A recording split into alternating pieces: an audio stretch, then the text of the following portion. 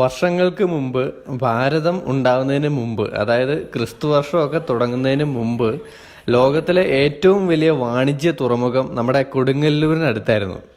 എനിക്ക് തെറ്റിയതല്ല കേട്ടോ, ലോകത്തിലെ ഏറ്റവും വലുത് എന്നാണ് ചരിത്രം പറയുന്നത്. മുസിരീസ് തുറമുഖം എന്നായിരുന്നു അത് അറിയപ്പെട്ടെ. അതുപോലെ ഇന്ത്യയിലെ ആദ്യത്തെ ചർച്ച്, ഇന്ത്യയിലെ ആദ്യത്തെ മോസ്ക്, ആദ്യത്തെ സിനഗോഗ്, ഇതെല്ലാം നമ്മുടെ നാട്ടിലാണ്. ഈ ചരിത്രമൊന്നും അധികം പേർക്കും അറിയില്ല എന്ന് തോന്നുന്നു. അപ്പോൾ ഇന്നത്തെ യാത്ര ഈ ചരിത്രം അന്വേഷിച്ചിട്ടാണ്.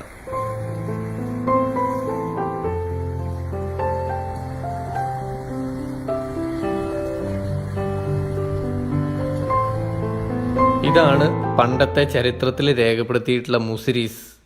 2500 വർഷങ്ങൾക്ക് മുമ്പ് മുതലേ അന്നത്തെ പ്രമുഖ വ്യാപാര രാജ്യങ്ങളായിരുന്ന ഗ്രീക്ക്, ഈജിപ്ത് മുതലായ രാജ്യങ്ങൾ സുഗന്ധവ്യഞ്ജനങ്ങളും ആനക്കൊമ്പും അമൂല്യ രത്നങ്ങളും ഒക്കെ വാങ്ങാനായിട്ട് വന്ന് തുടങ്ങിയിട്ടാണ് പിന്നെ പതുക്കെ പ്രധാനപ്പെട്ട ഒരു വ്യാപാര തുറമുഖമായി മാറിയത്. 5-ാം നൂറ്റാണ്ട് വരെ ലോകത്തിലെ പ്രമുഖ തുറമുഖമായിരുന്ന മുസിരീസ് പിന്നെ റോമ കച്ചവടക്കാരൊക്കെ ക്ഷയിച്ചു തുടങ്ങിയതോടെയാണ് പ്രാധാന്യമൊക്കെ നഷ്ടപ്പെട്ടത്. പിന്നെ 14-ാം നൂറ്റാണ്ടിലെ പ്രളയത്തിൽ മുസിരീസ് പൂർണ്ണമായും തകർന്നുപോയി എന്നാണ് ചരിത്രത്തിൽ കാണുന്നത്. ഇപ്പോഴത്തെ നോർത്ത് പറവൂര് മുതൽ കൊടുങ്ങല്ലൂർ വരെ നീണ്ടു കിടക്കുന്ന ഒരു വലിയ കച്ചവട സംസ്കാരം തന്നെ അങ്ങനെ നാമാവശേഷമായിപ്പോയി.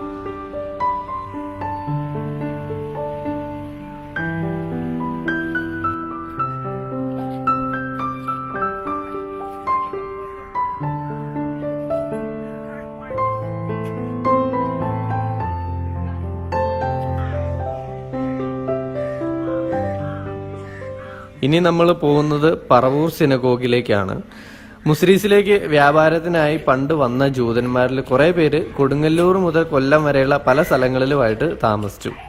അങ്ങനെ ആദ്യത്തെ ജൂതപ്പള്ളി നിർമ്മിച്ചത് 4-ാം നൂറ്റാണ്ടിൽ ഇപ്പോഴത്തെ കൊടുങ്ങല്ലൂരിനടുത്താണ്. അതിപ്പോൾ നിലവിലില്ല. പിന്നീട് അവരെ കൊച്ചി മട്ടാഞ്ചേരിയിൽ പുതിയൊരു സിനഗോഗ് പണിതു. ഇന്ത്യയിൽ ഇപ്പോൾ നിലവിലുള്ളതിൽ ഏറ്റവും പഴയ ജൂതപ്പള്ളിയായ ഇവിടെ ഇപ്പോഴും വർഷിപ്പ് നടക്കുന്നുണ്ട്. പള്ളിയുടെ മുകളിൽ കാണുന്ന ആ ഒരു ഘടികാരമില്ല, അത് പണ്ടുകാലത്തെ ആ ഒറിജിനൽ സാധനം തന്നെയാണ്. 14-ാം നൂറ്റാണ്ടിൽ പണിത ഈ സിനഗോഗിനെ പരദേശി സിനഗോഗ് എന്നും അറിയപ്പെടുന്നുണ്ട്. പരദേശി എന്ന് പറഞ്ഞാൽ പുറത്തുനിന്ന് വന്ന ആൾക്കാരെന്ന അർത്ഥത്തിൽ. ഇതിനകത്ത് ഫോട്ടോഗ്രാഫി അനുവദനീയം അല്ലാത്തതുകൊണ്ട് ഗൂഗിളിൽ നിന്ന് എടുത്ത കുറച്ച് പടം ആഡ് ചെയ്യാം. നമുക്കിനി പറവൂർ സിനഗോഗിലേക്ക് തന്നെ തിരിച്ചു പോവാം. അവിടെ വീഡിയോഗ്രാഫി അനുവദനീയമാണ്. അതുപോലെ ഇന്ത്യയിലുള്ളതിൽ ഏറ്റവും വലിപ്പമുള്ള സിനഗോഗും ഇതാണ്. കച്ചവടത്തിനും മറ്റുമായിട്ട് പറവൂർ ഏരിയയിൽ താമസാക്കിയ ഒരു 300ഓളം കുടുംബങ്ങൾക്ക് വേണ്ടി 1615 ഈ സിനഗോഗിന്റെ നിർമ്മാണം.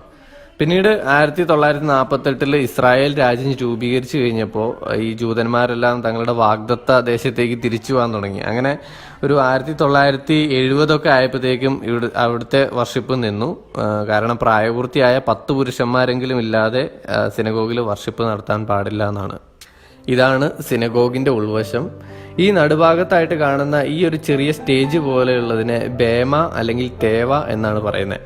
ഇവിടെ നിന്നാണ് ജൂതന്മാരുടെ വിശുദ്ധ ഗ്രന്ഥമായ തോറ വായിക്കുന്നത്.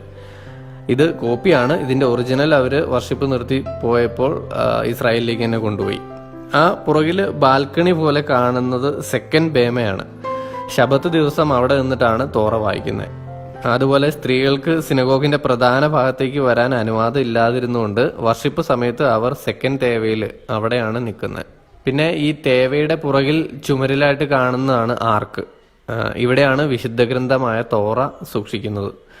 ഈ ലോകത്തുള്ള എല്ലാ സിനഗോഗിന്റെയും ആർക്ക് ജെറുസലേമിലേക്ക് അഭിമുഖമായിട്ടായിരിക്കും നിർമ്മിച്ചിരിക്കുന്നത്. അതാണ് ഈ സിനഗോഗുകളുടെ പ്രധാന പ്രത്യേകത.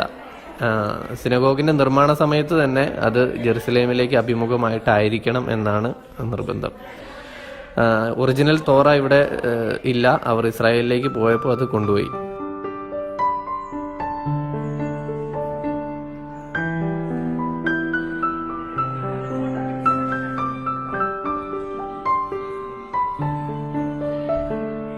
സ്ത്രീകൾക്ക് സിനഗോഗിൽ പ്രവേശനം ഇല്ല എന്ന് പറഞ്ഞല്ലോ. അവര് ഈ ബാൽക്കണി പോലെയുള്ള ഈ സെക്കൻഡ് തേവയിൽ ഇരുന്നിട്ടായിരുന്നു വർഷിപ്പിന്റെ സമയത്ത് ശ്രദ്ധിച്ചിരുന്നത്. അതുപോലെ അവർക്ക് ഇങ്ങോട്ട് എൻട്രൻസും ഈ സിനഗോഗിന്റെ അകത്തുകൂടെ ഇല്ല, പുറത്തുകൂടെ ഒരു വേറെ വഴിയുണ്ടായിരുന്നു.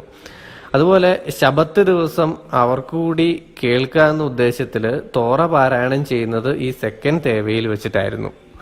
അതിന് പുറകിൽ കാണുന്ന ഈ സ്ഥലം കുട്ടികൾക്ക് വേണ്ടിയിട്ടുള്ള ഏരിയ ആണ്. പിന്നെ ഈ സിനഗോഗ് നിർമ്മിച്ചത് ജൂതന്മാരുടെ ഡിസൈനിനൊപ്പം കേരള വാസ്തുശാസ്ത്രം കൂടി നോക്കിയിട്ടാണ് പണിതിട്ടുണ്ടായിരുന്നത്.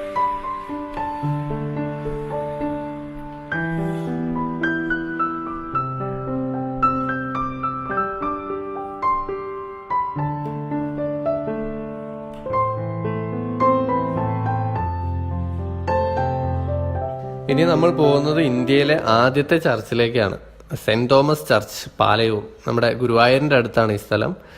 നമ്മൾ ആദ്യം കണ്ട മുസിരീസ് തുറമുഖം ലോകത്തിലെ പ്രധാന തുറമുഖം ആയതുകൊണ്ട് തന്നെ യേശുവിന്റെ 12 ശിഷ്യന്മാരിൽ ഒരാളായ തോമസിന് ഇന്ത്യയിലെ മറ്റ് എവിടെയും വരുന്നതിനേക്കാൾ എളുപ്പം കേരളത്തിൽ വരുന്നതായിരുന്നു.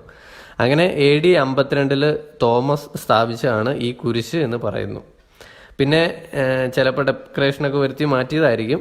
അങ്ങനെ ഇവിടെയുള്ള ഒരുപാട് പേരെ സ്നാനപ്പെടുത്തി ക്രിസ്ത്യാനികളാക്കി പിന്നീട് അവർ നിർമ്മിച്ചതാണ് ഈ പള്ളി. അതുപോലെ ഈ റൈറ്റ് സൈഡിൽ കാണുന്ന സ്ഥലത്ത് ഇരുന്നിട്ടാണ് യേശുവിൻ്റെ ശിഷ്യനായ തോമസ് ബൈബിൾ പഠിപ്പിച്ചിരുന്നത്.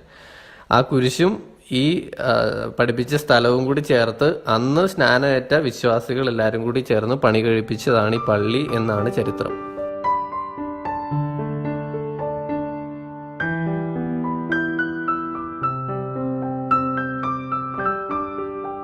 അന്നത്തെ വിശ്വാസികളെല്ലാം ഹിന്ദുസ് ആയിരുന്നതുകൊണ്ടും ഒരു ചർച്ച് എങ്ങനെയാണ് എന്നൊരു ഐഡിയ ഇല്ലാതിരുന്നുകൊണ്ടും അമ്പലത്തിന്റെ പോലെയായിരുന്നു അന്ന് പള്ളി പണിതുണ്ടായിരുന്നത്.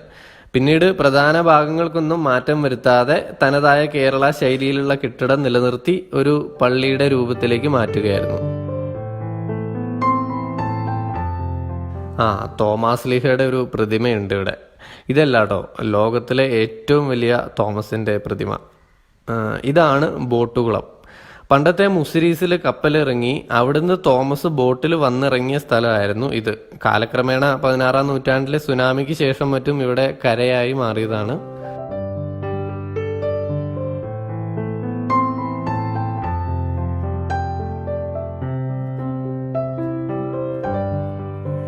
ഇനി നമ്മൾ പോകുന്നത് ഇന്ത്യയിലെ ആദ്യത്തെ മോസ്കിലേക്കാണ്. കൊടുങ്ങല്ലൂരുള്ള ചേരമാൻ പള്ളിയാണ് ഇന്ത്യയിലെ ആദ്യത്തെ മുസ്ലിം പള്ളി. ഇപ്പൊ തന്നെ മനസ്സിലായില്ലേ ചരിത്രത്തിൽ കേരളത്തിനുള്ള പ്രാധാന്യം. എല്ലാം തുടങ്ങിയത് ഇവിടുന്ന. ക്രിസ്തുവർഷം 629 ഈ മോസ്ക് സ്ഥാപിച്ചത്. ഇതാണ് പണ്ടത്തെ മോസ്കിന്റെ ചെറിയ രൂപം.